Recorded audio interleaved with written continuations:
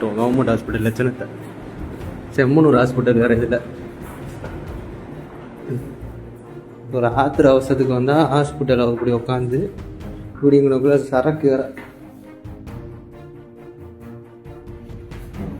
ஒரு பயனில்லை ஆஸ்பத்திரியில்.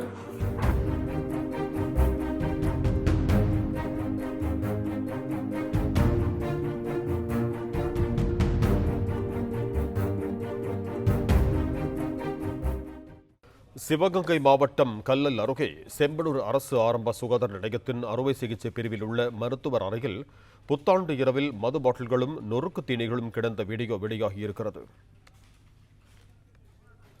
இது தொடர்பான கூடுதல் விவரங்களோடு இணைகிறார் எமது செய்தியாளர் பாபு சரவணன். வணக்கம் பாபு சரவணன், உங்களிடம் இருக்கும் தகவல்களை சொல்லுங்க.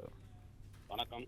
சிவகங்கை மாவட்டம் கல்லல் அருகே உள்ள செம்பனூர் ஆரம்ப சுகாதார நிலையத்தில் இந்த 31ஆம் தேதி புத்தாண்டுக்கு முதல் நாள் இரவு கல்லல் குருந்தம்பட்டை சேர்ந்த ஒருவர் சாலையில கீழே விழுந்ததுல அவருக்கு காயம் ஏற்பட்டுள்ளது. அதனைத் தொடர்ந்து அவரது உறவினர்கள் இந்த செம்பனூர் அரசு ஆரம்ப சுகாதார நிலையத்துக்கு அவரை அழைத்து வந்திருக்கிறாங்க.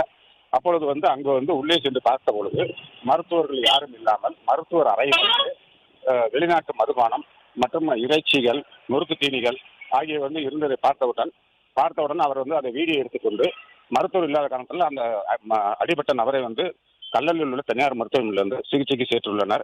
இது குறித்து இன்று கேட்ட பொழுது சசிகுமார் என்ற மருத்துவர் அப்பொழுது அவர் சிகிச்சை அளித்து வந்ததாகவும் அவர் தான் பணியில் இருந்ததாகவும், ஆனால் தனக்கு குடிப்பழக்கம் இல்லை என்று அவர் கூறுகிறார். அது மட்டுமல்லாமல் வெளிநபர்கள் யாராவது மருத்துவமனைக்குள் மது அருந்தி இருக்கலாம் என்று அலட்சியமாகவும் சசிகுமார் தெரிவித்தார். இப்பொழுது சுகாதாரத்துறை இணை இயக்குனர் மீனாட்சி இது குறித்து விசாரணைக்கு இப்போ உத்தரவிட்டிருக்கிறார்கள்.